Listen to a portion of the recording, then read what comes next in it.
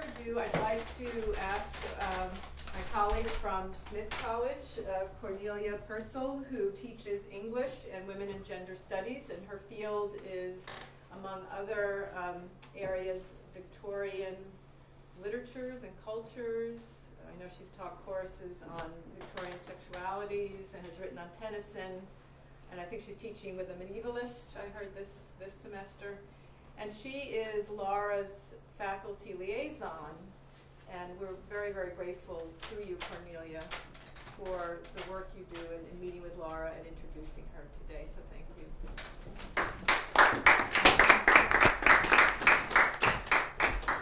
Well, it's an honor to introduce Lara, who was educated in Lebanon and France, and here at Mount Holyoke College, where she received a certificate in critical thought.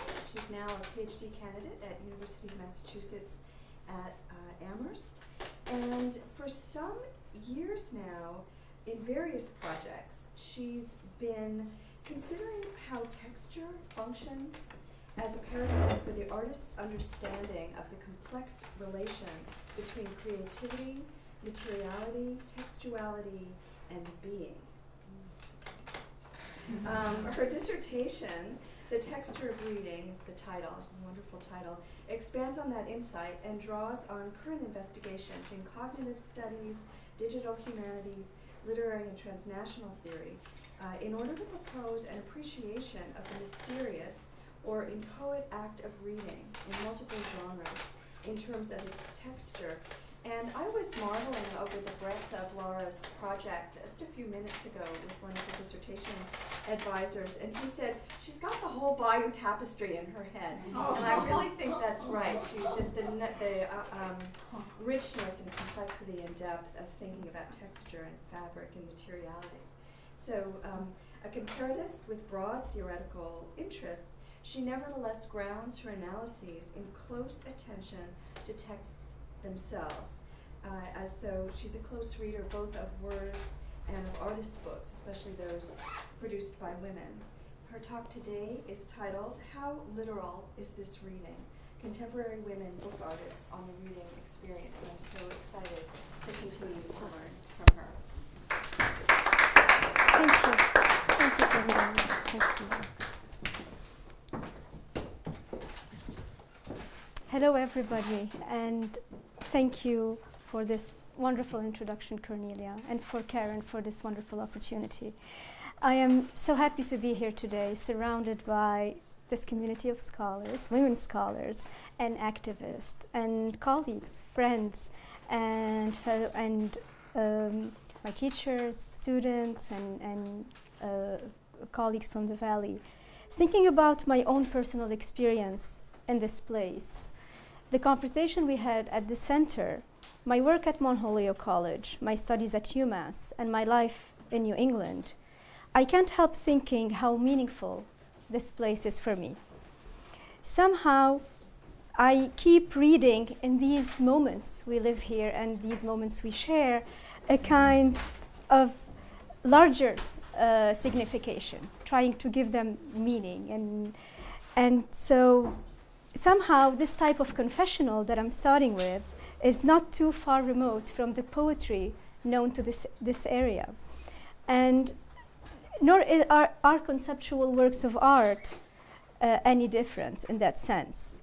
They're known also to these artists as a way, as a medium, to tell their own stories. They attempt to shape and share their personal experiences, autobiographical accounts that they were not comfortable expressing or telling in the conventional media. So if I am standing here today telling you that this place matters to me, and it's not about me, it's just that it's the way we structure our relationship and seek meaning in our understanding of our experiences of the world and the way we're going to see this with these book artists. In an odd way, my talk today about books that are dramatized, personified, staged within an artistic context, reduced to their elemental matter, their raw matter, help us ask what matters in our experience of reading.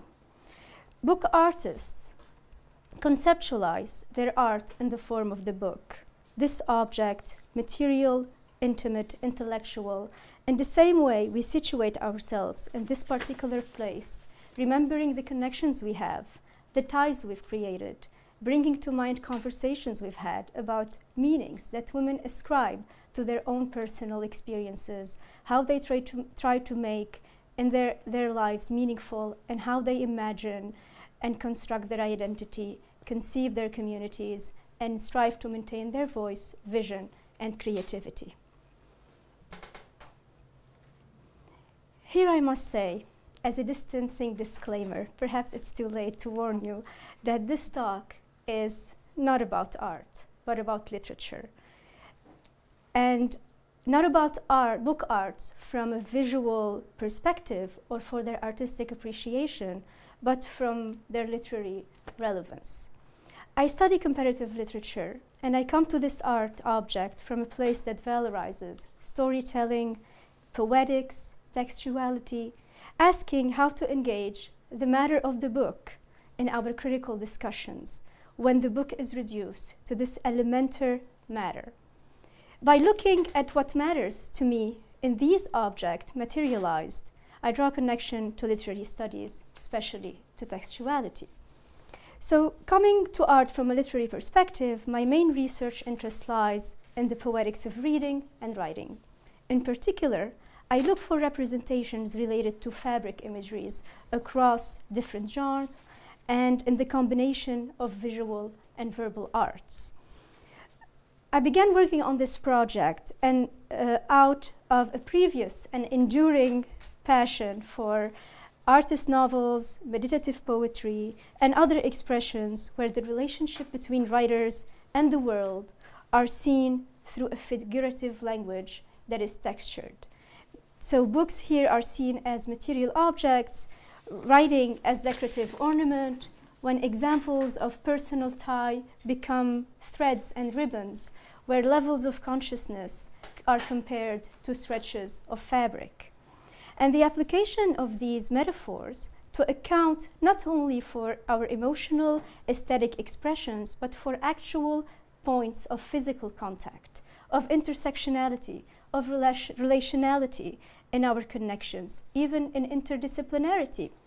And so the many dimensions of perception, affect, embodiment, and cognition, the way they're all represented there.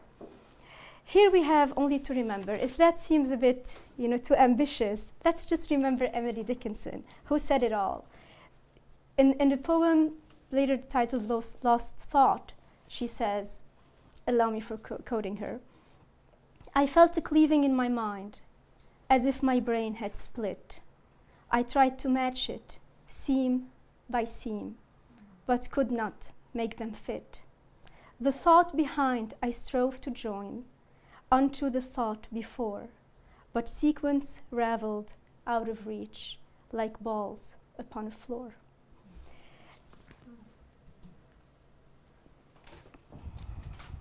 You can glimpse at the poetic possibilities found in those imageries of fabric. And just looking at some titles by Macy Shadwick, for example, works called Layering of All Days and Years, Intricate Clusters, Encoding Memory, and etc. She is not the only one. All book artworks showcase themes related to the layers, the ineffable, those thresholds and the liminal, things we are struggling with our language, and now we see a kind of correspondence. My starting point in this research project then was to focus on the role of fabric imageries in the way they created poetic vision related to writing and reading, in their intersection with philosophical concerns and questions of being.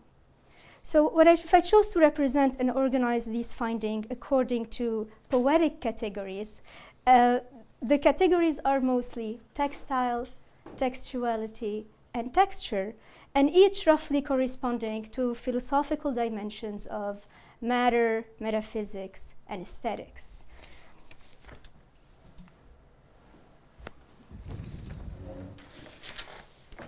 Because most materiality is virtual too. Laura Marx tells us that legible worlds give a new kind of access to the invisible, whether spiritual, historical, social, or political. In the aesthetics of unfolding and of infolding and unfolding, she's playing on this idea of the fold. She proposes 3 levels, that of the image, of information, and of the infinite, the way they unfold each other, infold each other, and unfold from each other. That's a quote from her latest book, Enfoldment and Infinity, an Islamic Genealogy of New Media Art. She's bringing together these 2 works of art as 2 separate aesthetics. All around us, computer screens, mobile phones, and other handheld devices, the television screens, with all this flow of information, the audio alerts that fill the urban soundscape demand cognitive attention as information to be processed, not sensuous material to be experienced. So we're back to this idea of experiencing the information, experiencing the world around us. And back to this idea of embodiment, we find also that fabric imagery is very suitable for the digital works. People, especially people who are digitally born, they're very comfortable with this move between the material and the virtual, and the poetic language of metaphor itself, because they live that metaphor in ways we find more difficult to describe. So that's the first part of this topic for today, is this idea of reducing the book to its matter. Then in the second part of the talk, I want to address the nature of this reading experience, focusing on the sensuous part of it, this embodied experience of reading. The reader is always embodied in the experience of reading is always embodied, and how to find a poetic suitable for a digital world that does not neglect the tactile aspect, this embodied experience, this layered perception we have in relation to this object, and to take into account our overall understanding and the way we experience reading in a poetic sense, as being personal, subjective, emotional, and aesthetic.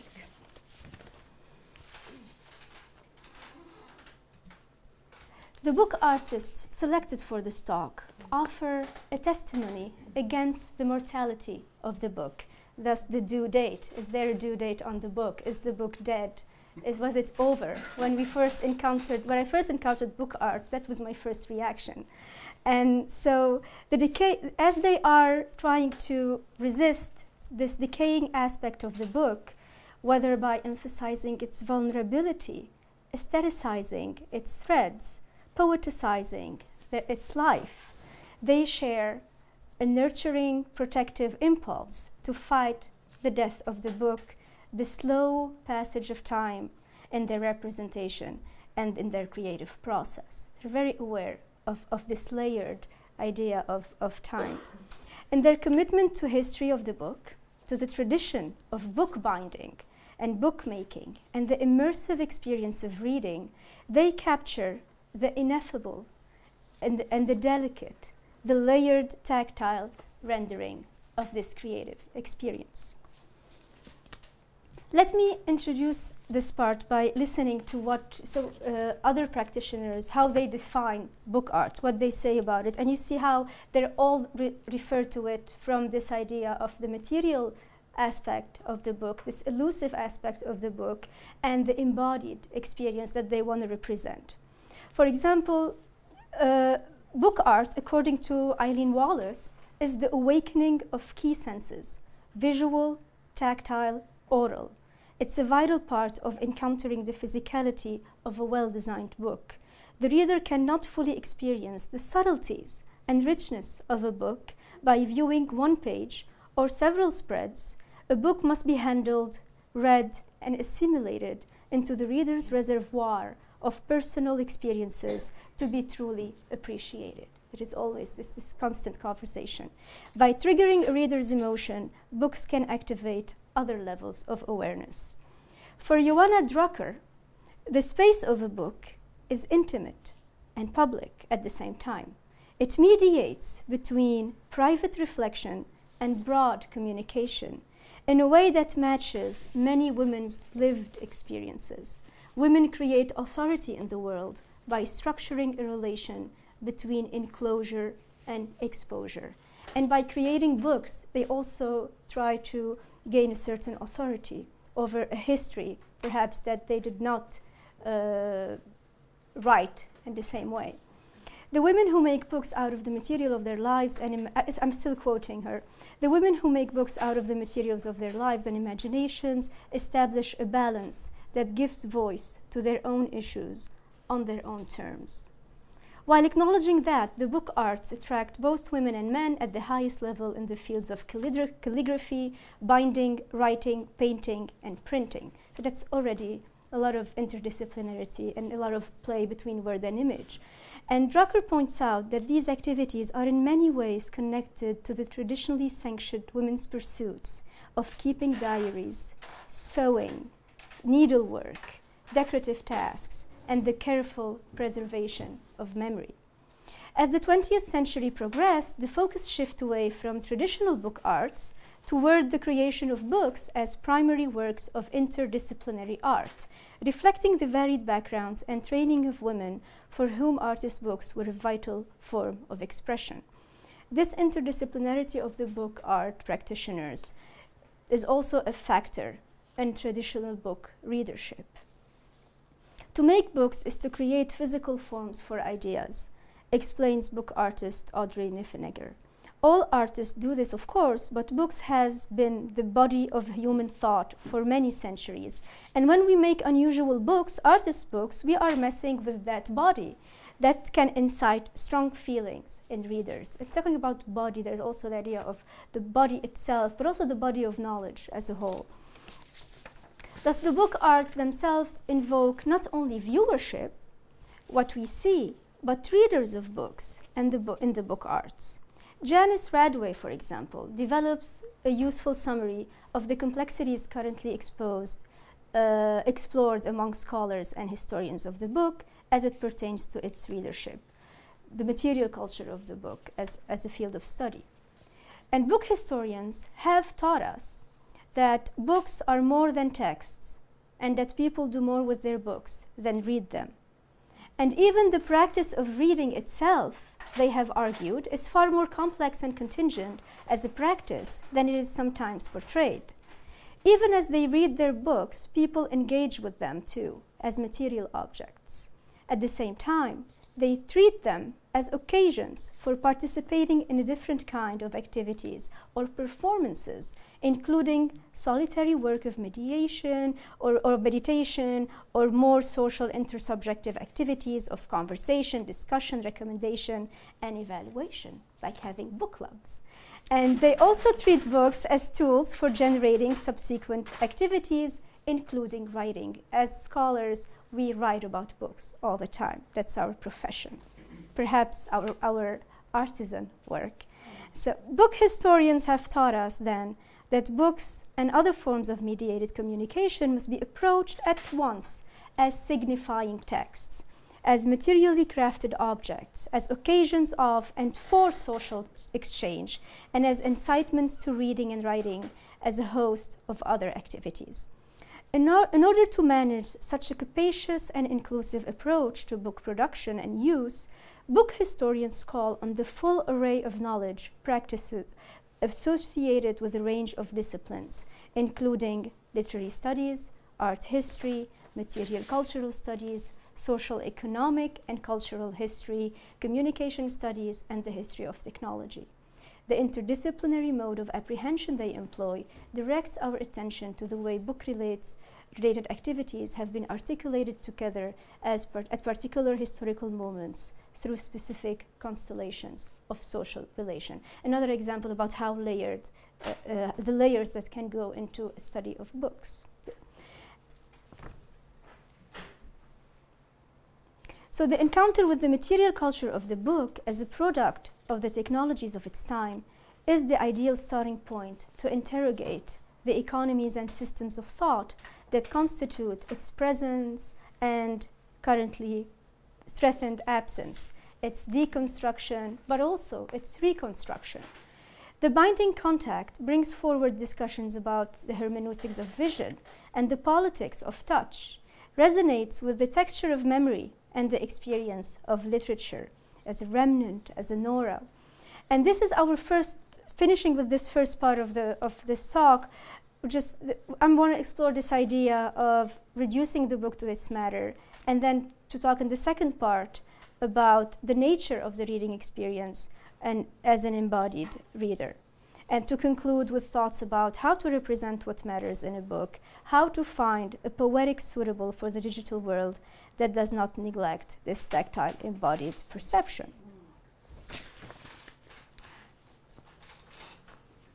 So in these examples of book art, book can be matter, can be transformed, carved, sculpted, altered.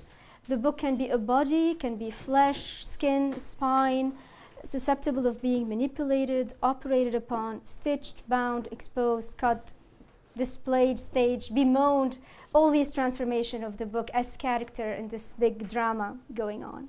And here the book is also a machine, a technology, an evidence, an object of knowledge, a tradition, a skill that to be celebrated or disposed of, reduced or updated, be it transparent or opaque. Few examples about transparent books. And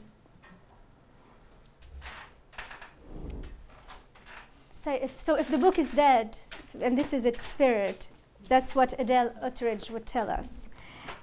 She is Australian, and she's addressing the book as a specter. And so the transparency of networks, the techniques she used, the book binding, paper making techniques, the threads, the stitches, become a moment of illumination. All these are layers of paper that have been sewn in a specific way, a specific technique to become transparent. And through experimentation, she developed this special method. It's one single see-through leaf together into a book form. And these luminous, transparent books provide an elegant solution to the limitation of the medium, as each piece can be seen and read by the viewer in its entirety at once, whether opened or closed. She's just impatient. She doesn't want to read the book. This way she gets the full experience. And so Adele Utteridge wants us to experience the book in its entirety. For that purpose, through experimentation, she was able to give us this jellyfish-looking book art. And now, her other work, Awakening, like the previous one, the beauty of making books with transparent media is that all the pages are visible at once. And she says that working with threads has allowed her to draw in 3 dimensions. And these threads can be left on their own, to their own devices, to make lovely scribbles in the air, or they can be stretched to make straight geometric lines with many different aerial marks in between. So just this idea that words are scribbling in the air, that's very poetic. And in her books, there are no words, but there is an effect. Now, on the other extreme, we could see the work, for example, of that's Awakening. That's the same one in the close-up. You could see this, the threads. It's a sculptural work. So thinking about the aura of the book, but also the aura about work of art, in the word of production, or in this case, electronic production, no longer, mechanical reproduction of the work. So now on the other side, the other extreme, and in a more personal way, Shannon Leno loves writing journals, and she doesn't want her journals to fall apart after years and years and years. And she says that was her first challenge as a book artist, make books that endure. And of course, the paradox is that, in book art, these books have no writing, but that doesn't mean there is no message. And so for her, this powerful memory, this memory has to be protected, recording her thoughts on these pages, finding meaning in her everyday life, a way of constructing this narrative, makes us wonder, is the book a kind of fossil, a fetish, a kind of amulet, a talisman, very anthropological approach to looking at it as just this relic from a different era. So she's working on a diminutive scale with traditional bookbinding methods. And stitches, everything is stitched, for example, here. That's the other metallic extreme, where her literal rendering uses hardcover metal bone, and it looks like fossils. And there is the softness of leather-bound journals made of paper, linen, silk threads. Relating to writing, Leno's point of departure is to protect the writing inside the book by giving them protective shield to this physical body and protect it from decay as a container of her thought, of her intimate recollections. This one is made of elk bone. Depending on your field of interest, a book means something different to you. A different content, perhaps just the address book icon on your phone, just this idea of contact. And for me, books have been for a long time literature. So, and more generally, they refer to object of knowledge. By studying them as they are represented through book art, staged, dramatized, transformed, and I see them as a body, but also as a character, a companion, an actor, contextualized, transported into another medium, and now carrying new function. And now books are playing a very important role in interdisciplinarity, and they bring about all kind of discussions about the relevance and the resonance in this web of connections. So the relationship to the book is not only a visible trace, but also a kind of emotional relationship. And the bookbinding metaphor offers this interplay between virtual configuration of the relationships to the book, taking to the edge of their material representability, recast our relationship to the book and our reflection about the aesthetics of reading. Now, in this last part, I look in more details at the work of Jodi Alexander, because in a way, her embodied experience of reading is a way to express all these levels in one. So for Jodi Alexander, she's always inventing stories. She's a master storyteller, and her book boxes or suitcases are either stretches of fabric, pillars of pillows, or missing pieces from a novel.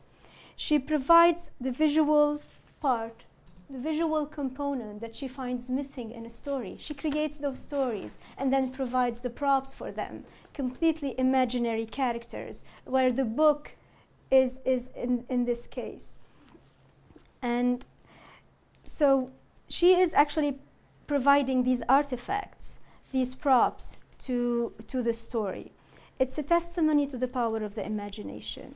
So when we read, we construct our own magical suitcase, and she is actually concretizing it.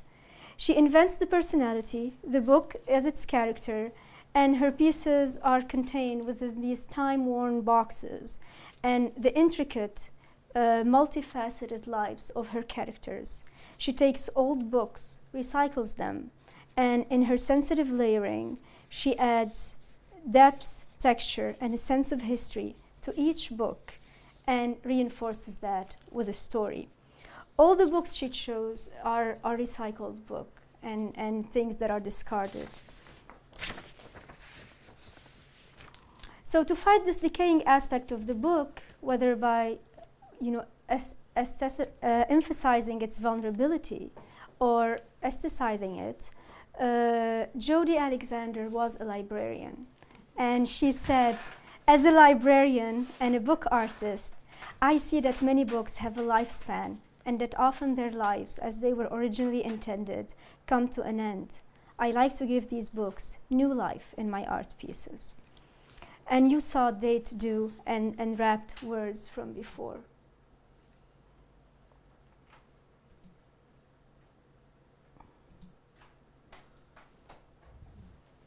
Now, she's filling the blanks of a story missing by providing the missing props and materializing these artifacts, staging these dramatic scenes, and showing the relationships that are happening there, this apothecary knowledge, a kind of cabinet of curiosity, and the excitement from the from reading fiction from the 19th century, this kind of imagination. For her, this art is just fiction. And so I would like to show you her website, depending on how well we're doing with time. But this is how she conceives her creative process. And and under the category of altered books and sedimentals, and so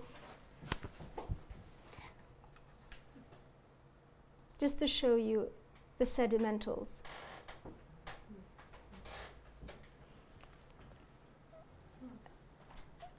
The layers, the sedimentation, the everyday boxed books,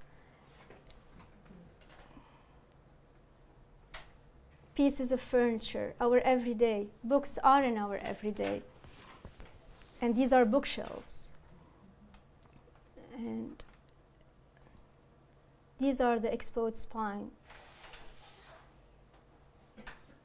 Books are looking more like pillows and fabric and bags. Some of them look overweight. Yes. And you wonder what's in them. What are the books carrying? What is that weight they're carrying? How well are they aging, too? And how much they can be part of our everyday life, this tactile dimension, and their usefulness, or how to recycle them as well.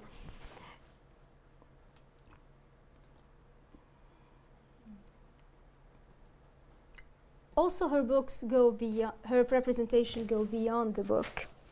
And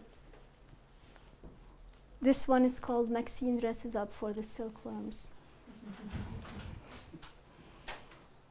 So we've seen the book as a geological fossil in sedimentals, encased, layered under strata containing in open boxes. We saw the book as overflowing, the page overflowing the book, and extended with threads and transparent gauzy fabric, the winged words or made of fabric as delicate objects, a kind of wrapping and unwrapping, elusive quality, and something ineffable in words. The spines exposed in the previous image, swelling, inflated, and looking like pillows or burlap bags.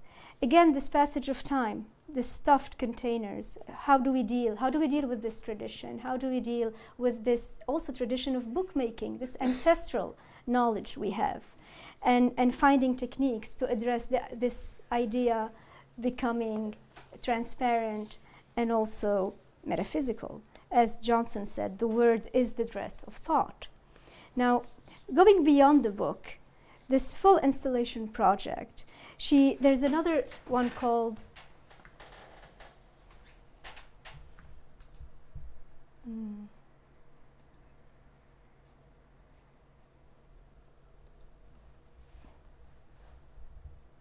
I'm sorry, I don't have it here. I'll show it to you in the Q&A about Phineas weaving. One title is called Preparing for Evanescence, Phineas' World. And we can look at those in more detail, depending of the time. So Phineas is feathering a room with those she has left behind, those she misses as well as those she wishes she had never met. Just a whole room stitched. And a room with variety of fabrics, layers, and texture. And one wonders, what kind of mausoleum is this? Is it a place of nostalgia, a comforting place? How innocent is this way of encountering the book? So, I'll leave this image for now. As I bring this to a wrap and talk about this last final section of the talk, I want to turn the clock back almost a century to Marcel Proust and in his preface to Ruskin's Sesame and Lilies, where Proust reflects on reading, depicting the experience of the psychological act called reading, the enticements of reading for the bookish.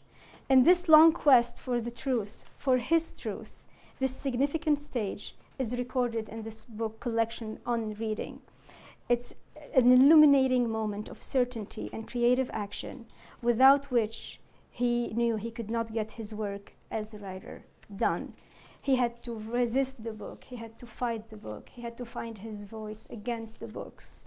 And he recounts that there was for him, as should be for every reader, whose task is the creation of a life, if not a novel, a kind of healthy combativeness, as well as enthusiastic delight in the experience of reading.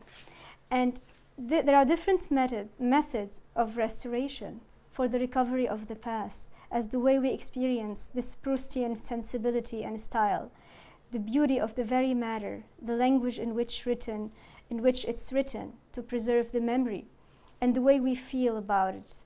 And in the famous episode of the last volume of Time Regained, in the Search of Lost Time, the most famous episode takes place in the library. And Proust's thoughts attaches itself to this where he visualizes all the ties, all the connections, all the books materially, and see them as these connections. And just before that, he was talking about his feelings, his relationship to other in terms of threads and ribbons, and comes to the conclusion that he wants his work to be not as a cathedral, but as a dress. So there is this delicate thread, this delicate representation of something that is layered. And so there is this idea of difference between the architectural model of structures and the model of tactile, that you can touch, modest, intimate. And these metaphors are perfect imageries for storytelling since antiquity. Ariadne and Penelope are just but examples. Just last week here, talking also about activism and about the way we define ourselves and relate to each other, Eve Ensler, just a week ago, compared her cancer tumor, that was growing in her womb, to a ball of yarn that she needed to unravel. And with it, she unraveled all these stories of abuse, these experiences of trauma. So weaving fabric, weaving textile, theoretically, but also in a very practical way, is a way to reconstruct a kind of what was deconstructed, and a healing process, a more holistic approach, a kind of constructive negative dialectics, if you may. So you stitch, you reconstruct the wounds of trauma with something in order to allow subjectivity to reemerge. Just like a stretch of lace made of gaps, and talking about, in theory, about the flatness of the world in postmodernity. Now maybe we can just look at those layers in it, but it's really in there. So it's not really flatness, but what is being compounded in there, those narratives that need to come out. And if we think about those gaps and wounds and absences in our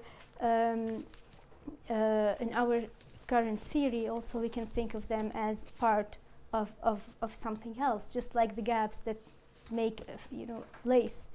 And so I don't want to be like naively idealizing the role of textile and the artisans, and because there is a lot of forced labor and constrained condition of work, and immigrant workers in factories, child labor, and those nuns in medieval convents producing tapestries and lace. But there are nonetheless compelling reasons to weave and bind as we keep weaving and binding, even as scholars and teachers.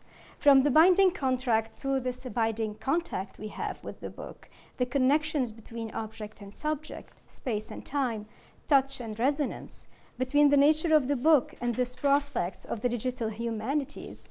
So as the book as matter is now relegated to the level of museum artifacts and art materials. Although they're supposed to be tactile, now the paradox is that they're in museums and you can't touch. This is not the first time that such a revolution takes shape in the technology of reading. And with every technology, with every change comes anxiety.